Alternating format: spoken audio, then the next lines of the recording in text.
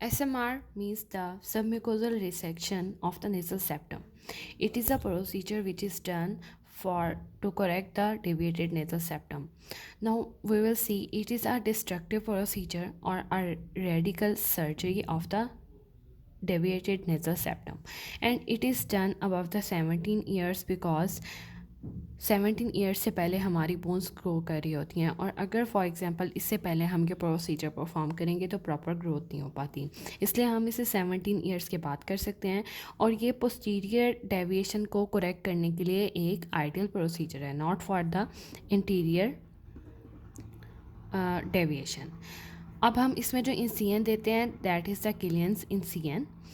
अब और क्या है कि both side of the nose को हमें इसमें इंसियन देना पड़ता है, पेरिकॉन्ड्रियल और पेरीऑस्टियल इंसियन देना पड़ता है, और ये एक हार्ड प्रोसीजर है और इसे हम कॉस्मेटिक पर्पस के लिए कॉमनली यूज़ करते हैं। अब हम देखते हैं कि इसकी इंडिकेशंस क्या हैं, मतलब कि हमने अगर फॉर एग्जांपल एसएमआर परफॉर्म करना है तो कौन सी रीजंस हैं जिनकी वजह से हम एसएमआर परफॉर्म करेंगे, या कौन से बेनिफिट्स हैं जिनके लिए हम एसएमआर परफॉर्म करेंगे। एक है DNS, deviated nasal septum causing the nasal obstruction. अब कोई डेविएटेड हमारे पास नेजल सेप्टम वैसे सीधा है, अगर for example deviated nasal septum है जिसकी वजह से वो नेजल ऑब्स्ट्रक्शन कॉज कर रहा है, नोज़ में प्रॉपर एयर नहीं पास हो पा रही। इसके अलावा अगर फॉर एग्जांपल वहाँ पे कोई नेजल स्पर है जिसकी वजह से वो हेडेक कॉज कर रहा है, प्रेशर हेडेक, तो भी हम एसएमआर करेंगे। ऑब्स्ट्रक्शन ऑफ द वेंटिलेशन, अगर मीडियल एयर में कोई वेंटिलेशन प्रॉब्लम है तो भी हम करेंगे, और इसके अलावा कोई साइनस में वेंटिलेशन का प्रॉब्लम है तो भी हम ये प्रोसीजर परफॉर्म करेंगे। रिकरेंट एपिस्टेक्सिस हो रहा है सक्लेरस स्पर की वजह से इन नोज़ में, तो भी हम एसएमआर वाला प्रोसीजर परफॉर्म करेंगे। नेक्स्ट हमारे पास है कंट्राइंडिकेशंस कि हम किन किन चीज़ों में ये प्रोसीजर परफॉर्म नहीं कर सकते। बिलो 17 ईयर्स नहीं कर सकते क्योंकि बोन की ग्रोथ हो रही होती है। एक्यूट रेस्पिरेटरी इन्फेक्शंस में नहीं कर सकते, ब्लीडिंग डायथिसिस में नहीं कर सकते, और अनट्रीटेड डायबिटीज़ और हाइपरटेंशन के पेशेंट्स में हम ये प्रोसीजर परफॉर्म नहीं कर सकते। Next we will see how to perform and see steps one by one. सबसे पहले हमने क्या करना है कि एनेस्थीसिया का प्रोसीजर होता है, तो जो एडल्ट्स हैं उसमें हम ज़्यादातर जनरल एनेस्थीसिया दे सकते हैं, और चिल्ड्रंस में क्योंकि वो कोऑपरेटिव नहीं होते तो हम जनरल एनेस्थीसिया देंगे। सॉरी, इन एडल्ट्स में हम लोकल एनेस्थीसिया भी दे सकते हैं अगर वो कोऑपरेटिव पेशेंट है तो। इसके अलावा infiltration of the nasal septum करेंगे। इन्फिल्ट्रेशन हम ज़ाइलोकेन सॉल्यूशन के साथ इन्फिल्ट्रेशन कर देंगे नोज़ में, उसके बाद इंसियन देंगे।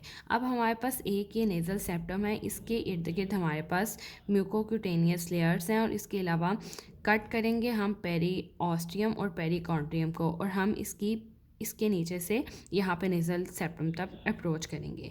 उसके बाद हम एलिवेशन ऑफ द फ्लैप्स कर देंगे, इन फ्लैप्स की हम एलिवेशन कर देंगे, और इंसियन ऑफ द कॉर्टिलेज, तो कॉर्टिलेज का जो डेविएटेड पार्ट है हम उसकी इंसियन कर देंगे। फॉर एग्जांपल अगर ये डेविएटेड पार्ट है तो हम इसकी इंसियन करके इसे बाहर निकाल लेंगे।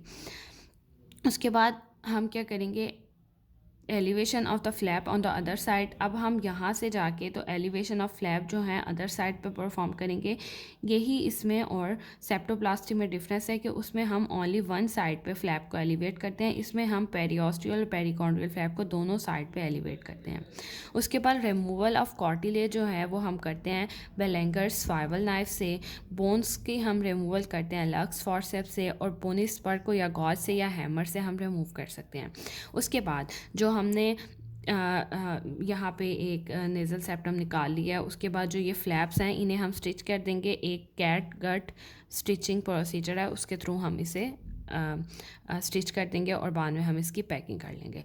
अब हमारे पास कुछ होते हैं पोस्ट ऑपरेटिव केयर, उसमें हम 5 to 6 डेज़ के बाद सुचर जो स्टिचेस हैं उन्हें रिमूव कर देंगे। अगर फॉर एग्जांपल पेन है तो एनाल्जेसिक्स दे सकते हैं, और सेकेंडरी इन्फेक्शन को कंट्रोल करने के लिए हम एंटीबायोटिक्स दे सकते हैं।